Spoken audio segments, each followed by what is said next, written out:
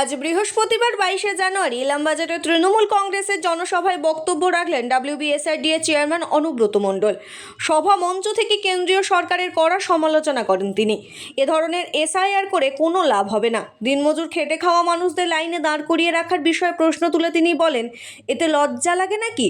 তিনি আরও দাবি করেন 2021 সালের বিধানসভা নির্বাচনে ইলামবাজারে 59,000 ভোটে তৃণমূল জয়লাভ করেছিল। এবার সেই ভোটের ব্যবধান আরও বাড়বে। অনুব্রত মণ্ডল বলেন, আগামী বিধানসভা নির্বাচনে পুনরায় মুখ্যমন্ত্রী পদে মমতা বন্দ্যোপাধ্যায়ই আসবেন। পাশাপাশি মন্ত্রী চন্দ্রনাথ সিনহাকে উদ্দেশ্য করে তিনি বলেন, আপনারা যখন ডেকেছেন তখনই মানুষের পাশে পেয়েছেন, তাই এবারের ভোটে যাকেই প্রার্থী করা হোক না কেন বিপুল ভোটে জয়লাভ করে মমতা বন্দ্যোপাধ্যায়কে ফের মুখ্যমন্ত্রী হিসেবে দেখতে চান এলাকার মানুষ। আমি যখন এলাম তখন দেখলাম রাস্তাঘাটে মিনিমাম মাঠ নিয়ে 40 থেকে 45 হাজার লোক ছিল। এর জন্য আমি 9টা অঞ্চল এবং ব্লক কমিটিকে আমি অশেষ ধন্যবাদ জানাই এবং সাধুবাদ জানাই। আপনারা কেউ যাবেন না মা বোনেরা, আমি কয়েকটা কথা বলবো।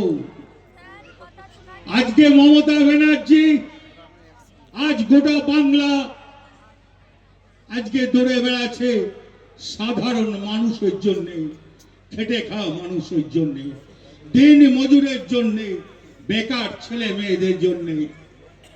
আপনারা জানেন 11 সালে চন্দ্রনাথ এখানকার যিনি মন্ত্রী বা MLA, তাকে আপনারা 11 সাল থেকে জিতেই এসছেন। এই ইলামবাজার ব্লক কি ছিল আর আজকে ইলামবাজার ব্লক কি হয়েছে এটা তো অস্বীকার করতে পারেন না আপনারা। যখনই ডেকেছেন তখনই চন্দ্রনাথ সিনহাকে পেয়েছেন। 16 সালে আবার চন্দ্রনাথ সিনহাকে জিতিয়েছিলেন, 21 সালে আবার চন্দ্রনাথ সিনহাকে জিতিয়েছিলেন।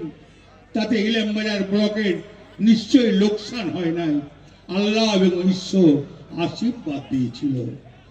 তাই মা বোনেদের কাছে বলছি, যখন মা বোনেরা যখন গর্ভবতী থাকেন, যখন পেটে বাচ্চারা যখন পেটে লাথি মারেন, তখন মা বাবাদের মা এবং বোনেদের প্রচন্ড আনন্দ হয়। বড় হওয়ার পর যখন সেই ছেলে যখন লাথ মেরে বৃদ্ধাশ্রমে পাঠিয়ে দেয়, চোখের জল পড়ে যায়। সে আমরা দেখতে চাই না। আমাদের মা মমতা ব্যানার্জি সবাইকে নিয়ে চলতে জানে। তাই বন্ধু, আপনাদের কাছে আরেকটা কথা বলতে এসেছি।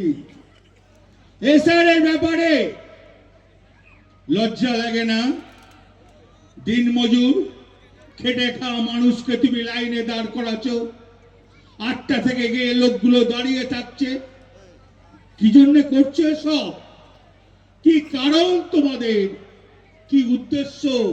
ভোটার বাদ দেবে, জিতবে লহডঙ্কা?